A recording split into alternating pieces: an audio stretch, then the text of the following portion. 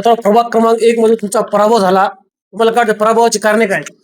एक तर मी या प्रभाग क्रमांक 1 मधील सर्व मतदार बंधूंचे आभार व्यक्त करतो. त्यानंतर आमच्या नेत्या पालकमंत्री मेघनाताई दीदी बोर्डीकर यांचे आभार मानतो. तसेच रामप्रसाद बोर्डीकर साहेब यांचे आभार मानतो. तसेच मीनाताई रामप्रसाद बोर्डीकर यांचे आभार मानतो आणि सर्व भाजपच्या नेत्यांचे आभार मानून आभार व्यक्त करतो. आणि तुम्हाला सांगतो या प्रभागामध्ये पराभूत व्हायचं कारण एकच आहे की ते म्हणजे माझे वडील.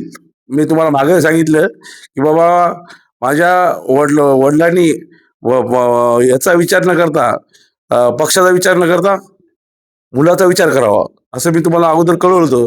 पण वडिलांनी तसं न करता प्रत्येक मतदाराला वडिलांनी फोन करून माझ्या मुलाला मतदान करू नका, पुढील उमेदवाराला काँग्रेसचा जो उमेदवार आहे त्यांना मतदान करा असं प्रत्येक जो मतदार आहे आपल्या या प्रभाग क्रमांकातल्या यांना त्यांना फोनद्वारे सूचना दिल्या, प्रत्यक्ष बोलून घेतलं.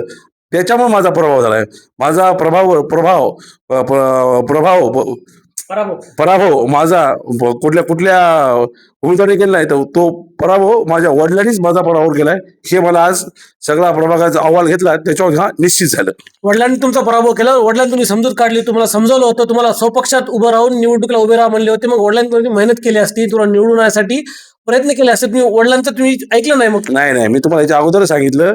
मला वडिलांनी जर सांगितलं असं त्या पॅनलमध्ये मी घरी बसलो असतो, पण त्यांच्यासोबत निवडणूक लढली नसती. मी तुम्हाला अगोदर म्हणलं बा समोरचा उमेदवार दुश्मन परवडते पण सोबतचा दुश्मन परवडत नाही. तुम्ही घरीच बसले नाही, घरी बसलो नाही. मला एक शिकायला मिळालं याच्यातून बाबा काय असतंय काय नाही या गोष्टी शिकायला मिळाल्या मला. स्टेट तुम्हाला रोखोक बोलणार मी तुम्हाला मागच्या मुलाखतीत सांगितलं होतं की 3 टाइमचा जो नगरसेवक आहे मुकीन खिल्लारे, तो गणेश देशमुखच्या विरोधात न जाता त्यांनी तुम्हाला पुढे का केलं?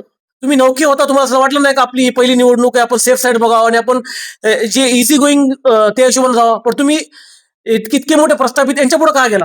मी तुम्हाला याच्या अगोदर सांगितलं की बाबा मला पुरुषातून लढवायचं होतं आणि पुरुषातून लढवायचं. पण मुकीन खिल्लारेचा जर तुम्ही मतांचा डिफरन्स बघितला आणि तुमचा मतांचा डिफरन्स बघितला तर खूप जास्त आहे. मग मुकीन खिल्लारेंनी तुमचा बळी घेतला का? नाही, मुकीन खिल्लारेंनी माझा बळी घेतला नाही. मी तुम्हाला अगोदर सांगितलं की त्यांचं काम आहे. आणि त्या किती मतं पडली? खिल्लारे साहेबांना मत मला तो आकडा साधारणतः 5,000च्या आसपासचा काहीतरी आकडा आहे तो. आणखी मी बघितला नाही. मतांचा डिफरन्स किती आहे दोघांमध्ये? एक 1500-1600 डिफरन्स आहे खिल्लारे साहेबांचा. मतांमध्ये किती डिफरन्स आहे? माझा 713 मताचा डिफरन्स आहे. तुम्हाला वाटत नाही का दोघांच्या मतामध्ये डिफरन्स आहे? तर मुकीन खिल्लारे कुठे कमी पडली की माझ्यासोबत माझ्या पॅनलमध्ये जो दत्तराव रेंगे आहे, तो नवीन आहे, नौका आहे, त्याला आपल्याला भरपूर मतं एक टाइमचं मला मतदान टाकू नका, बरं दत्तराव मतदान टाका. त्यांनी असं तुम्हाला वाटतं का त्यांनी पूर्ण प्रयत्न केले नाही? पूर्ण प्रयत्न केले त्यांनी जेवढे प्रयत्न करायचे तेवढे प्रयत्न केले त्यांनी. मी कुठं कमी पडलो हे आता मी बघतोय सध्या प्रभागामध्ये, कुठं कमी झालो काय नाही. आता 4 दिवसात 5 दिवसात कळणार. पुढील तुम्हाला टाइम आहे तुमचं आत्मचिंतन करायला. पण एक शहरात जी चर्चा होती त्या चर्चेच्या हिशोबाने मी सांगायलो की तुमचा बळीचा बकरा केला तुमचा सरळ. नाही, माझा बळीचा बकरा केला नाही. मी तुम्हाला अगोदर सांगितलं मला जर कोणी पराभूत केला असेल तर माझ्या वडिलांनी माझा पराभव केलाय हे तुम्हाला आता मी निश्चित सांगतो. बाकी काही नाही. माझा पराभव पुढच्या उमेदवारी केलाच नाही, माझ्या वडिलांनीच माझा पराभव केलाय.